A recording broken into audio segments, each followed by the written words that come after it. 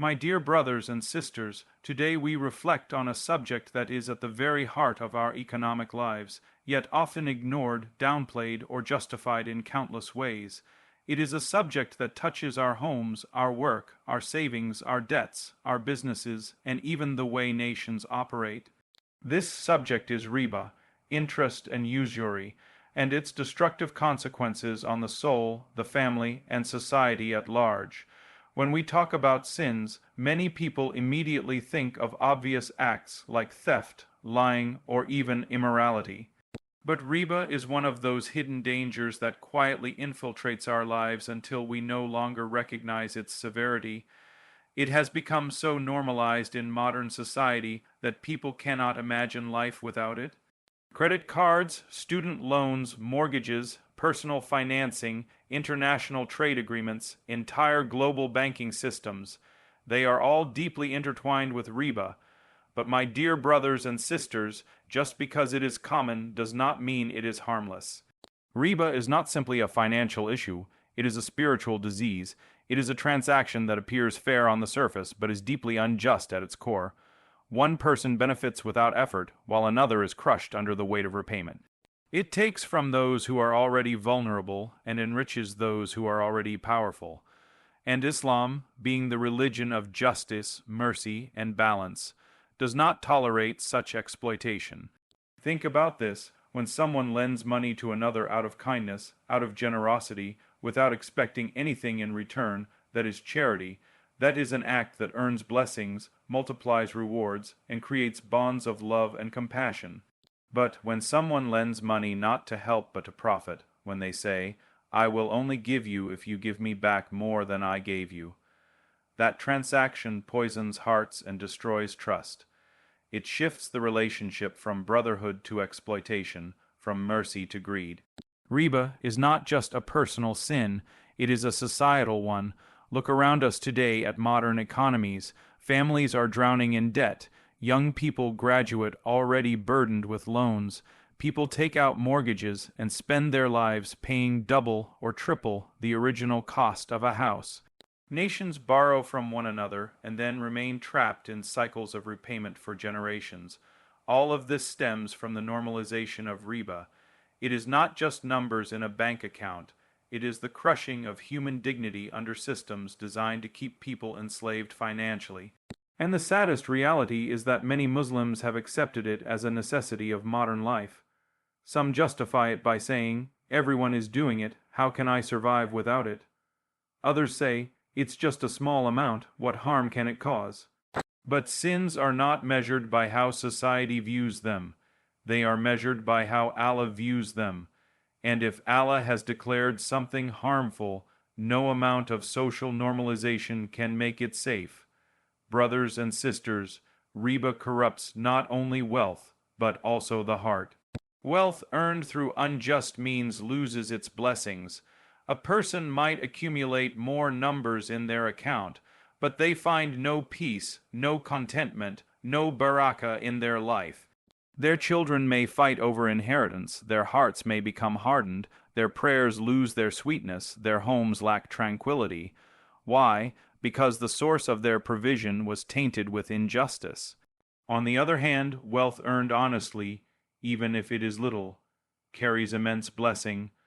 The Prophet taught us that the most beloved wealth is that which is pure and halal, even if it seems small. That small wealth, with Allah's blessing, becomes sufficient, satisfying, and filled with light. It nourishes the body and the soul, whereas riba, no matter how much it grows, is destined for destruction. Now let us reflect on the modern realities. Many people are told that there is no way to buy a house without riba, no way to get an education without riba, no way to run a business without riba. But history shows us otherwise. For centuries, Muslims engaged in trade, built civilizations, and thrived economically without interest-based systems. They established marketplaces built on fairness, contracts rooted in honesty, partnerships based on shared risk and reward. Even today, Islamic finance provides models for ethical alternatives. It may be more challenging, it may require patience and sacrifice, but it is possible. And for the believer, avoiding sin is never about convenience. It is about obedience and trust in Allah's promise. Imagine a society where loans are given without interest, where businessmen share profits and losses fairly, where the wealthy support the poor not to exploit them, but to uplift them. That is the vision Islam offers, a vision where money does not divide us, but connects us in justice and compassion. My dear brothers and sisters, every time we deal with riba, we must ask ourselves, is this extra money worth risking my peace, my family's blessings, and my standing before Allah? What is the point of living in a beautiful house if it was built on a foundation of sin? What is the benefit of sending a child to the best university if the education is financed with something that displeases Allah? What is the value of wealth that looks big on paper but is cursed in reality? This is not to say the struggle is easy. Many of us face difficult choices. Sometimes it feels like riba surrounds us from all sides. But remember that Allah is most merciful and knows our circumstances. He does not burden a soul beyond its capacity. The key is to sincerely strive, to seek alternatives, to make dua, to consult people of knowledge, and to have the courage to say, I will not compromise my faith for temporary comfort. Avoiding riba may mean renting instead of buying. It may mean working harder to save. It may mean starting smaller in business. It may mean delaying certain desires. But every sacrifice made for Allah is never lost. Allah replaces it with something better, something purer, something lasting. True richness is not in owning more. It is in having barakah, peace, and freedom from the chains of financial oppression. Brothers and sisters, let us not be fooled by the glitter of modern systems. The world celebrates those who build empires on the backs of the poor. But in the sight of Allah, true success belongs to those who remain honest, fair, and merciful. A man who feeds his family with a modest halal income is far greater in the sight of Allah than one who earns millions through riba. A woman who refuses to fall into riba and chooses patience is more honored than one who enjoys luxuries built on exploitation. Our goal in life is not to impress society, but to please our Creator. And when we meet Him on the day of judgment, He will not ask us how many properties we owned, how many businesses we ran, or how much money we accumulated. He will ask us whether our wealth was pure, whether we earned it honestly, and whether we used it in ways that helped others. So today, let us renew our intention to purify our income, to avoid riba as much as possible, to educate our children about its dangers, and to support one another in creating alternatives. Let us remind ourselves that every dollar, every penny we earn is either a witness for us or against us. Let it be a witness of honesty, not exploitation. Let it be a source of blessing, not destruction. My dear brothers and sisters, riba is not just an old concept confined to history books. It is alive today, disguised under new names, packaged as convenience, and promoted as progress. But no matter how it is branded, its essence remains unjust. As Muslims, we are called not just to avoid it, but to stand against it, to protect ourselves, our families, and our communities from its dangers. ChatGPT said, riba is not just a financial transaction or a number written on a piece of paper. It is a system that feeds on injustice and thrives on inequality. It is not simply about borrowing and paying back more than you borrowed. It is about a deeper oppression that takes from the weak, from those who are already struggling, and hands it over to those who are already powerful and wealthy. It is a cycle that drains the poor of their dignity and their livelihood while feeding the greed of those who sit on top of the system. When a person is trapped in debt that multiplies over time, when they pay more in interest than the original amount they borrowed, they lose peace, they lose hope, and their life becomes an endless chase to satisfy a burden that never seems to end. Riba is not just numbers, it is the destruction of lives, of families, of societies. When wealth is tied to riba, it loses its blessing. You might see a person who outwardly has wealth, cars, homes, and luxuries, but deep inside they have no peace.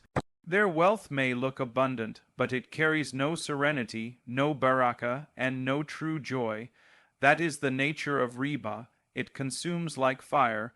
The Prophet of Islam taught us that even if riba seems to grow wealth, in reality, it destroys it. This is why you see so many societies drowning in loans, surrounded by banks, credit cards, mortgages, and systems of debt. And yet mental health crises, family breakdowns, and desperation are everywhere. Money is flowing, but hearts are empty. That is what happens when blessings are removed. True success in Islam has never been about how much you earn or how much you hoard. It has always been about purity, purity of wealth, purity of heart, purity of intention. A little halal wealth is better than mountains of haram wealth. A small earning with honesty is greater than a huge fortune that carries deceit and injustice. Allah places barakah in halal earnings, so even if it looks small in number, it grows in ways you cannot measure. That little halal income puts food on the table that nourishes your body and soul. It pays for a home that becomes a place of tranquility. It allows you to give charity that multiplies in reward for the hereafter. On the other hand, wealth earned through riba might look massive, but it is poisoned. It might feed the body, but it starves the soul.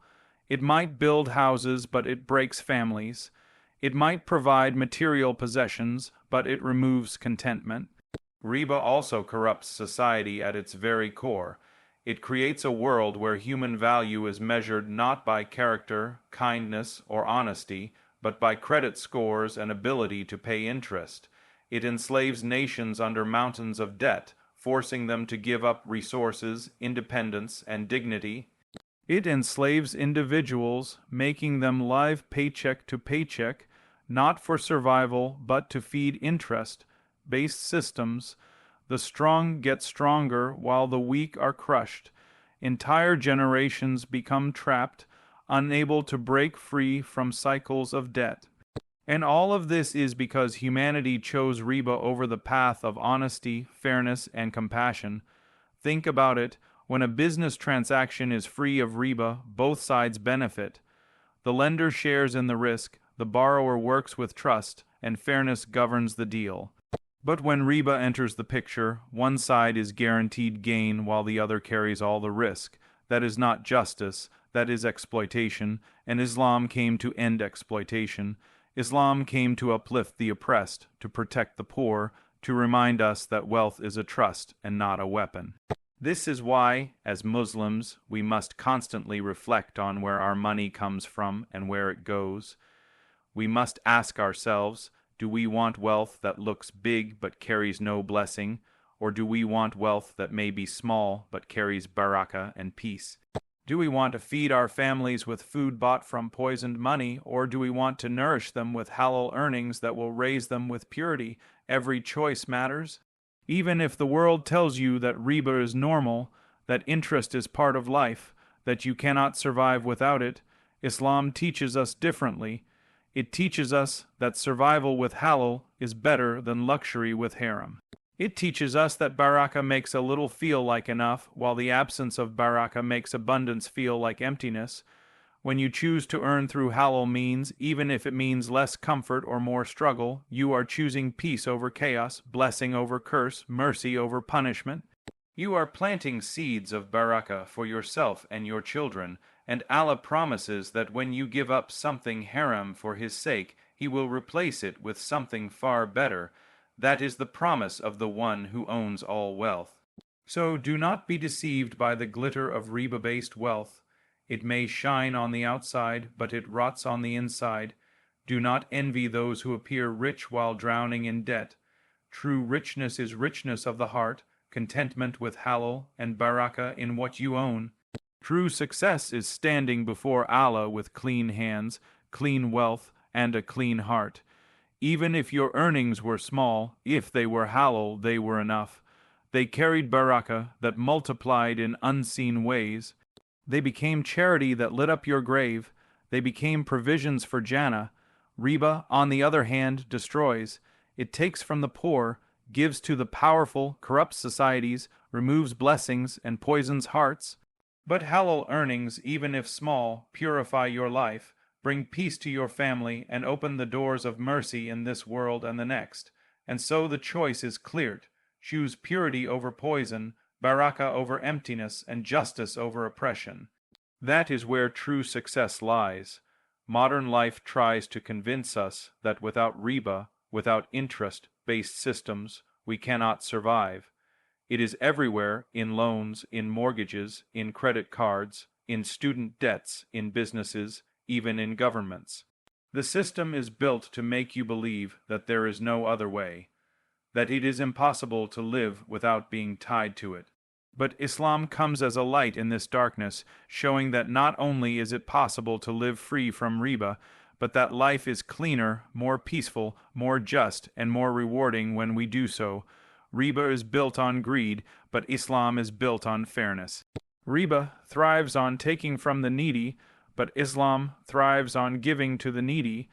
Riba locks people in cycles of slavery, while Islam sets people free. When you sacrifice to avoid riba, you might feel like you are losing comfort in the short term, but in reality, you are gaining something far greater. You may choose to live in a smaller home rather than taking a loan with interest, but that smaller home will be filled with peace, because it is halal. You may choose to delay buying a car rather than using riba, but when you finally buy it with halal earnings, every ride in it will be blessed. You may choose to patiently save and wait rather than jumping into debt, but in the waiting, you are training your soul to prefer Allah's pleasure over your desires. That patience itself is worship, and that worship is rewarded with peace in this world and reward in the hereafter. Life without riba teaches us patience, discipline, and reliance on Allah. It forces us to ask, do we trust the system or do we trust Allah? When the world tells you that you cannot have a home without interest, remember that Allah is the one who provides homes. When the world tells you that you cannot study without loans, remember that Allah is the one who provides knowledge and opportunities. When the world tells you that you cannot start a business without borrowing with interest, remember that Allah is the one who opens doors, sends customers, and blesses the effort. Every time you turn away from riba for His sake, Allah opens another way for you, sometimes from where you least expect it. The truth is, riba promises ease but delivers misery. It promises comfort but delivers chains. It promises success but delivers destruction. How many people take loans thinking it will solve their problems, only to find themselves in deeper and deeper debt? How many families lose their homes, their peace, and even their relationships because of the burden of interest? On the other hand, those who trust in Allah, who live within their means, who accept less in this world for the sake of purity, they live with peace of mind. They may not have the biggest houses, but they sleep with content hearts. They may not drive the newest cars, but they drive with tranquility. They may not have the fanciest lifestyles, but they have barakah in what they own.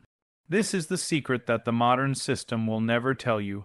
Barakah makes little feel like enough, while the absence of barakah makes abundance feel empty. The world without riba is a world where relationships are built on trust, not exploitation. It is a world where businesses share risk and reward fairly. It is a world where communities uplift one another instead of trapping each other in cycles of debt.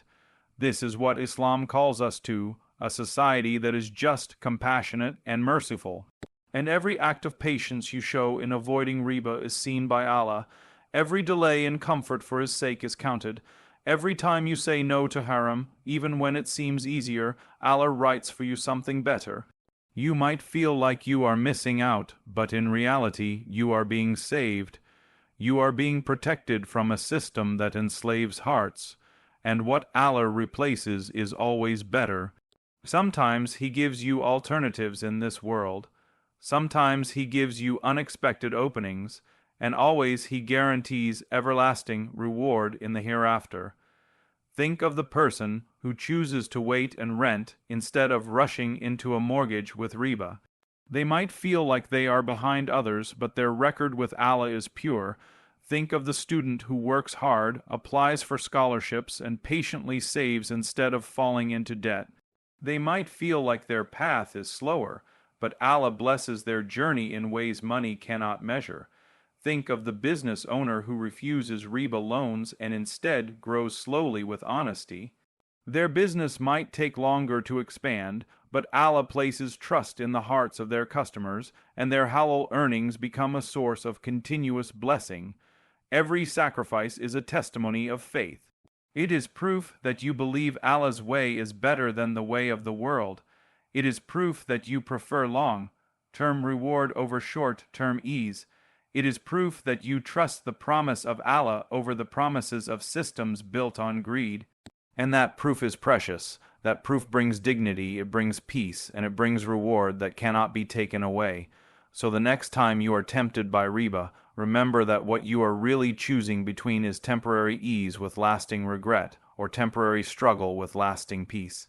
Do not let the glitter of this world fool you. The comfort that comes through riba is an illusion, while the comfort that comes through halal patience is real. The person who sacrifices for Allah never loses. The person who leaves haram for Allah's sake always gains. The reward may come in this life in ways you did not expect, and it will certainly come in the next life in ways beyond imagination. This is why Islam's stand against riba is not just a rule, it is mercy. It is not restriction, it is protection. It is not to make life hard, but to keep life pure. It is a shield that guards hearts from greed, societies from oppression, and wealth from corruption. And when you choose to live without riba, you are not just protecting yourself. You are making a statement to the world that faith is stronger than greed, that patience is better than shortcuts, and that Allah's way is always the best way.